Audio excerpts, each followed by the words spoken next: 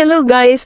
Kung nakakaranas kayo ng error sa inyong mga messenger, lalo na tuwing video call, yung minsan hindi mo marinig yung boses ng kausap mo, or kung hindi naman yung nararanasan ng karamihan, na hindi ma-turn on yung camera tuwing video call, so kung paano ayusin yan, sundan mo lang ang video na ito.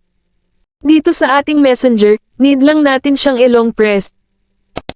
Tapos pindutin ang app info.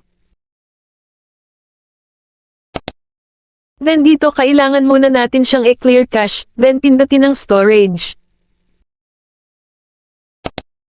Then pindutin ang clear cache.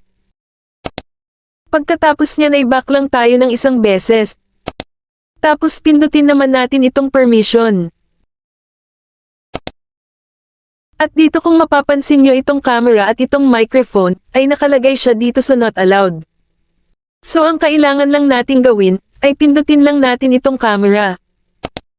At ilagay lang natin siya dito sa allow only while using the app. Tapos back lang tayo dito. At ganun lang din ang gawin natin dito sa microphone.